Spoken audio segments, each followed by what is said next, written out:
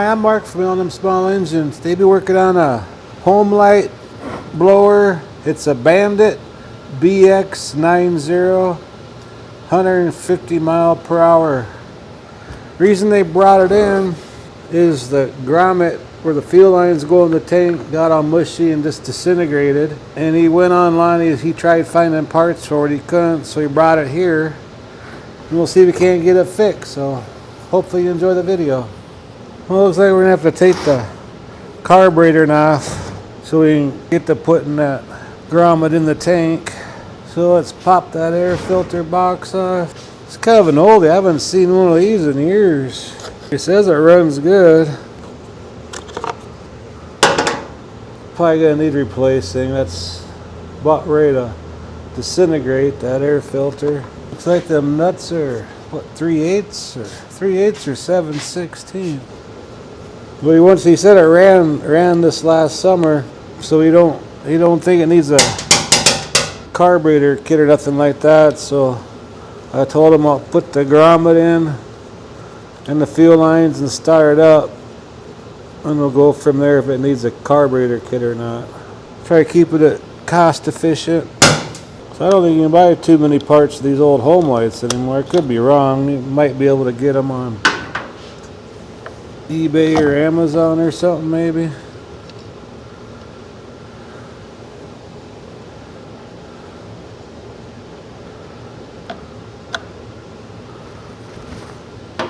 Yeah, that grommet's in like little pieces.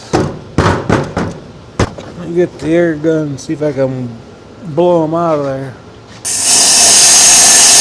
Well, there goes a few pieces. Pretty much all that's left is just like mush. That's what ethanol gas does to these rubber parts. Turns them into mush. Okay, I got this grommet here because this is a primer bulb carburetor where you have gas getting picked up. See how it's green? Then that brass nipple there, that's where the gas goes in. See that green color? Ethanol. And this is your return line, so you need 2 holes in it. And this grommet here, it's actually for a post hole digger, I believe. But it might be just a little bit more tighter. So on something like this, we're gonna put the fuel lines in the grommet before we put it in the tank. Because when we get this all squeezed together, it might close the holes up a little bit tighter. That makes any sense. Got some new fuel line here. Get some lubricant. And on these fuel lines, if you like angle the ends a little bit, like that, it seems to go in these a lot better. So just spray some, I use WD-40, any kind of lubricant will work. Just stick it in there. I got a pair of pliers and pull it like that.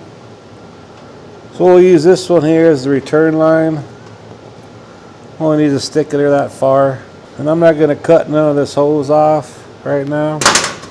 Let's go to the other side. And this will be the pickup line. This is the one we're going to put the fuel filter in. Just stick it through so you can grab it. Normally I do this when the grommet's in the tank, but being this hole is just a little smaller than what this grommet's for, it's gonna squeeze it together. It'd be a lot harder to put these lines in without damaging the grommet or anything. This is the bottom of the tank here. We really don't need too much extra. There's a side view. Have it in right there, then hold down and sit at the bottom, and that's where you want it. So we'll just cut that angle off there. And I made a little pair of needle nose. I kind of ground the ends out so it'll fit in the fuel line. And just gently spread it apart a little bit. Not too much so you don't tear it or rip it.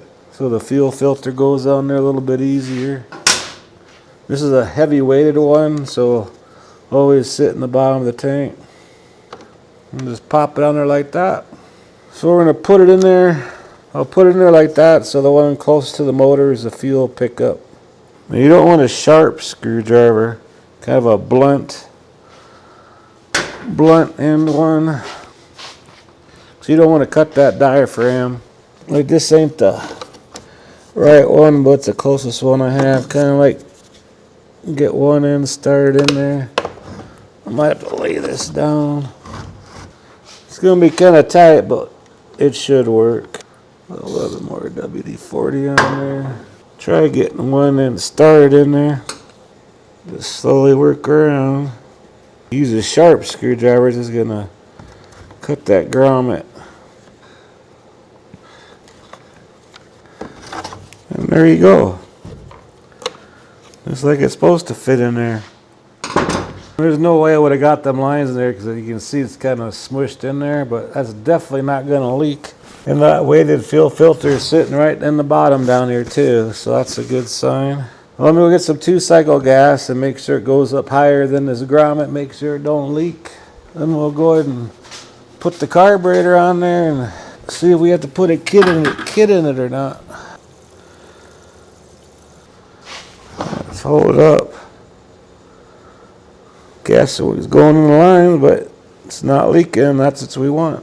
So, and that's why I put the one with the filter on towards the motor so we don't get them mixed up.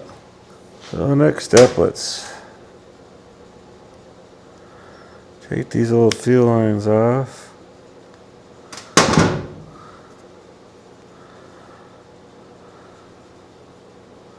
And kind of get an idea where to cut them.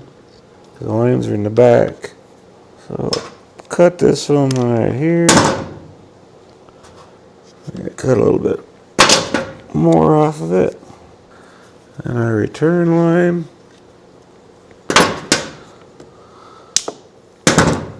Just like that. I'll blow this out a little bit here. Get them nice and snug. I'm going to find some foam that size and make a new filter. So this is just brittle. All it's going to do is particles. This are going to go inside the carburetor, inside the cylinder where the piston goes, and just going to cause all havoc. So let me go find some foam. I had some pre-filter foam.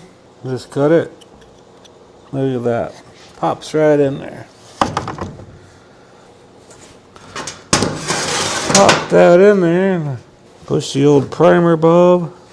Going through the lines is good. So let's see if we can't get this thing started. And if I get started, I'll probably turn the mixer screws a little bit. And if I don't run at all, I'll have to take the carburetor off and put a kit in there. Well, let's just see if it will start first.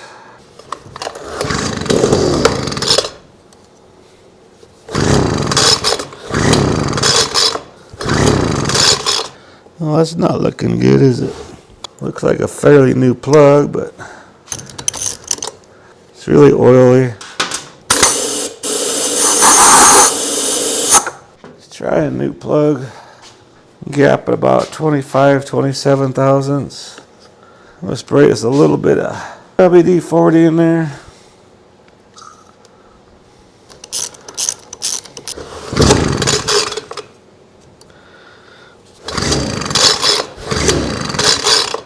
So let's bring the camera back over and put a carburetor kit in this thing. Yeah, the gas is just like it needs a new needle and seat or something like that in there. I knew it was too good to be true, doing something like this without putting a carburetor kit in there.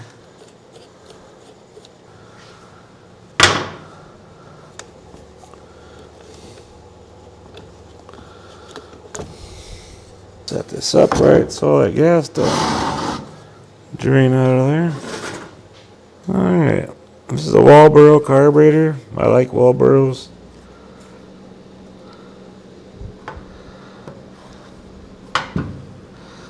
Got a bunch of junk on the screen over there. Primer bulb looks like it's in good shape, so I don't think we need to replace the primer bulb.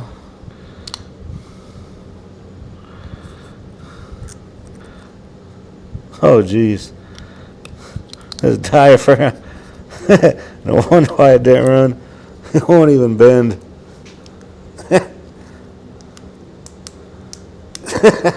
That's hard as a rock. We pulled on that rope for 10 days, still won't start.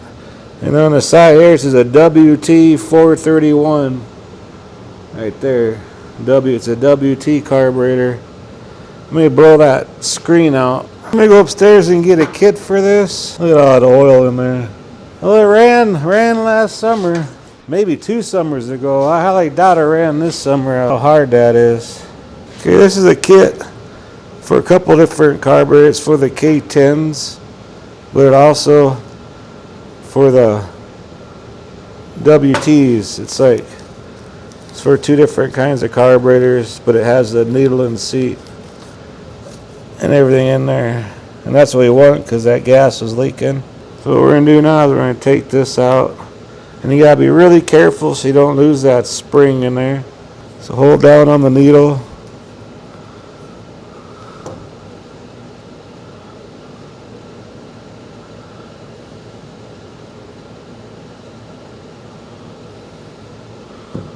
And so you can see that it was leaking around that needle. So I'm going to spray some carburetor cleaner in where that needle goes.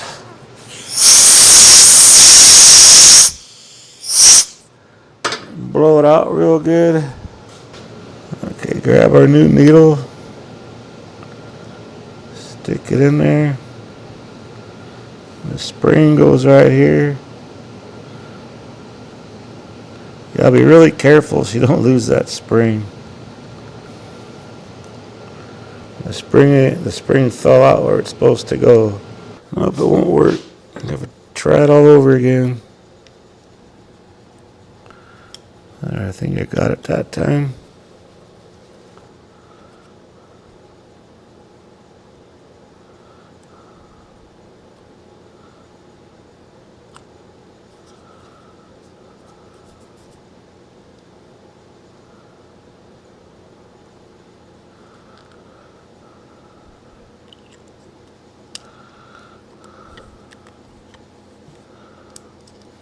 Get all these screws started for you. Tighten them down.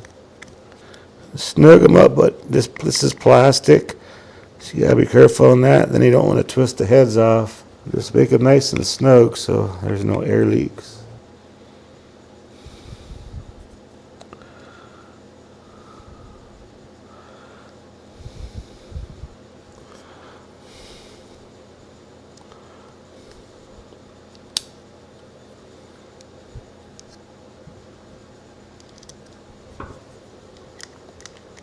Good old Walboro. All right, now it should run now. Let's go back over to the machine here. I kind of figured this before I even started because the first thing he said, it ran, don't need to do nothing to the carburetor. Well, people say that 9 times out of 10 there's something wrong with the carburetor.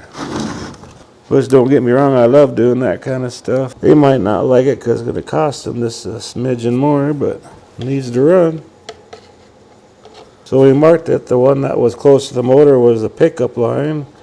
So that's how we can do that, just like that. And you push the primer bulb. It's going in that side, and it's coming out here back in the tank. That's how you know you got that right. All right, so we try this again now.